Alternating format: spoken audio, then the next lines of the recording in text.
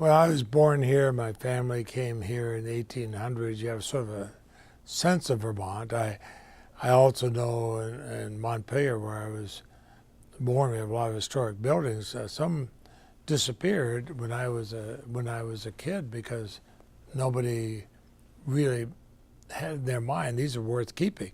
Now, I was very fortunate. The first head of my office was Paul Brune, and Paul, I know, worked with me on Church Street, as did many others, and he thought this could be done. It was during the Carter administration. Got the Secretary of Transportation to get him interested, not because you're going to build a road, but you're actually going to close the road and have pedestrians out. And they're just coming to this vision of maybe people ought to walk and not just drive. But well, there were lots of pieces to this. We had a wonderful guy running the Mass Transit Bus Authority, CCTA, Ralph Kramer.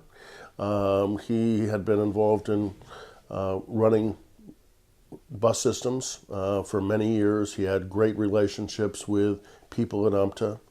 The guy that was in charge of UMTA was a guy by the name of Jerry Primo. And his parents lived in South Burlington. He grew up in this area. They owned the Redwood Motel down on Shelburne Road.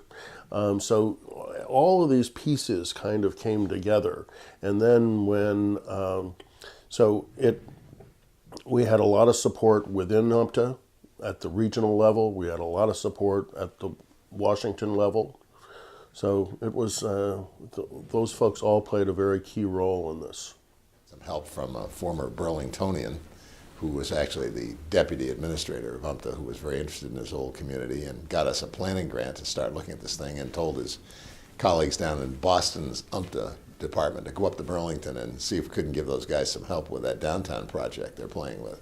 And out of that came the bus loop concept, which made the downtown basically one big bus terminal. And it hasn't evolved quite that way, but when we first started up, you could pick up a bus anywhere in the loop. Any one of the Burlington buses all made the complete loop around the marketplace.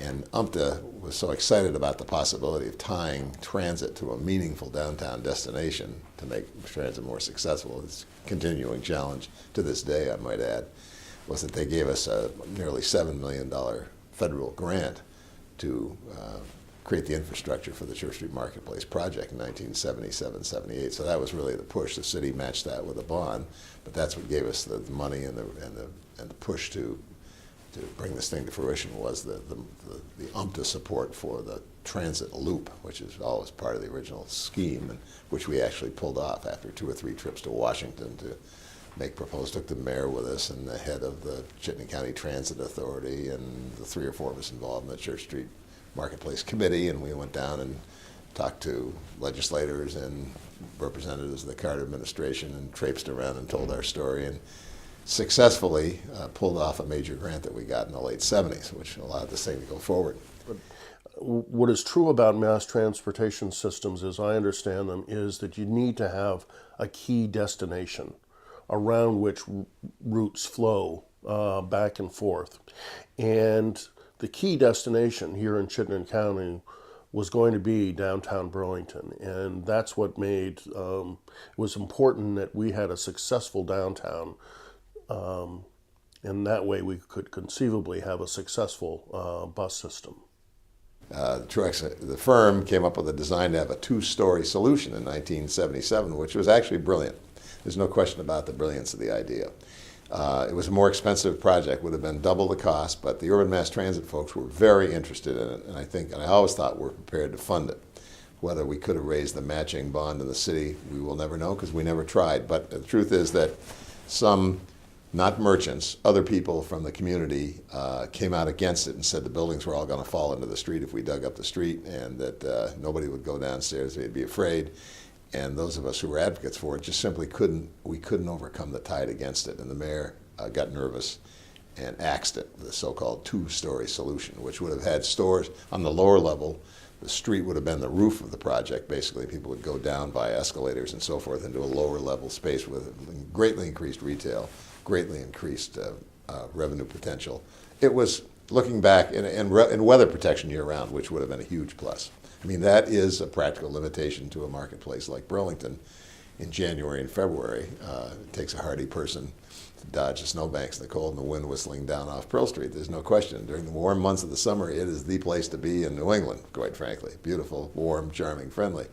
But it's a long winter, and we lost that opportunity. But those are the things, you can't win them all. We won most of them. It was extremely ambitious, and it was extremely expensive. I think it would have been $19 million in 1978 dollars. So we're probably talking the equivalent of $40 or $50 million today. And without getting the commitments from the building owners that they would in fact open up their lower levels and allow that level of commerce to be on two levels, you couldn't move forward to get funding from anybody because you needed that. And they were worried, and there were engineering challenges to that, and it had tremendous appeal. Bill did a great job in promoting it. The model that they did of it was extraordinary. It was engaging. It was accessible, even though this project looked really cool and expensive. It was something that people could see themselves as one of those little stick figures. But we couldn't get the necessary eager commitment from the adjacent landowners. And Pat said, Bill, you've got to design this thing as a surface mall because the mayor has pulled the plug on it. I said, okay, so I went back to the shop and we redesigned it, and we designed it as a two-block mall, complete pedestrian mall in the center, and then a two-block extension block on either end of what we call semi-mall, which is a transit mall. And over the years, eventually it became a full 4 blocks of surface pedestrian street. I think we ended up with the right scale for Burlington. The mall is on 2 levels and it works kind of, but it would be so different. And I think the level of activity and movement and parades and the human parade of every day on Church Street without people going up and down and in and out would be different. And so it's hard to know with, if we'd done that 30 years ago, would it be as lively and vibrant as it is today? Because there's so many other factors. You had the funding available through Leahy's transportation grant. And you had a bunch of forceful people that saw this vision. And it was just, that's the vision, how do we get there? And sometimes you don't take a direct route. There was an infinite number of council meetings, advisory meetings, developing the Marketplace Commission, who's going to be on it, galvanizing at the time what was called the Downtown Burlington Development Association. It took a long time to gain consensus, and once you did, then it was like, okay, let's hire somebody. Then the arguments were, they brown lights, blue lights, green lights, whatever, boulders, no boulders.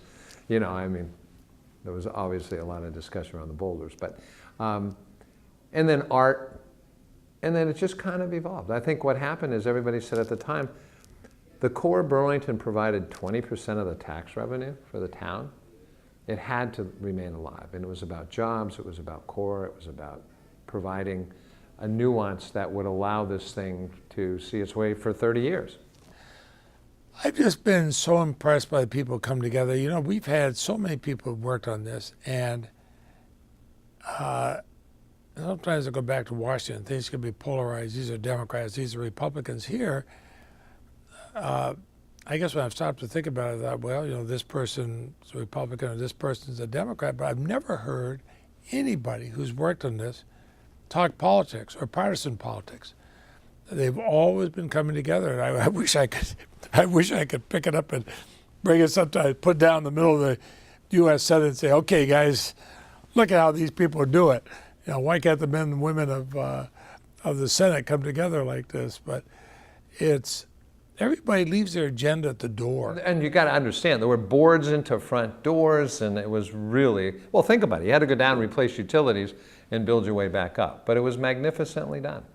And I think people realized that it was worth whatever it was going to entail, because some people were impacted, their volumes were impacted. But in the end, it's worked. The contractor was terrific. We used the Pizzigalli Construction Company, who did no work on the marketplace. They were managers exclusively for really clerks of the works to make sure that everything happened and the contractors were doing what they needed to do. And they had a caveat that they would not close a business, ever. And in those days, we still had blue laws in Vermont, and got a waiver so that we could have 6 days construction, and we could have construction on Sunday, so that Saturday was not a day that there would be construction, because that would be their busiest shopping day. And programmed the street on Saturdays. We had entertainers. We said, during construction, we got on the radio and said, come on down and see all these wonderful things that were happening. We didn't get on the radio and say, well, this week this block is going to be closed and it's really awful. So we made it, when we closed the street, we had a one word, we call it celebrate. And when we closed the street, we tied a ribbon, and when we opened it back up, we cut the ribbon, so that we were really trying to say that this is a beginning of a new and wonderful thing. And they built catwalks, and one day one store was Boudeliers called, and they were just very, very happy. And I said, well, why are you so happy? Well, they designed these catwalks so that everybody's coming into my store. They weren't walking by. They were getting directed right into the store. And we did Perseverance Awards, which were very, very cute. And so somebody would say that so-and-so had to come in at 4 in the morning because they needed to turn the water off, and it was a restaurant, didn't want to do it during the business day. And so we'd give that. And then there was one woman, this is literally true, who was at an upstairs hair salon twice during construction, twice in the middle of getting a permanent, when twice the water line broke and they couldn't rinse out her hair. And she got a Perseverance Award. And I met her many, many years later, and she told me how thrilled she was, and has as big a problem as that was, how she felt that somehow we found out about that and we fixed it, and told her thanks a lot for hanging in there.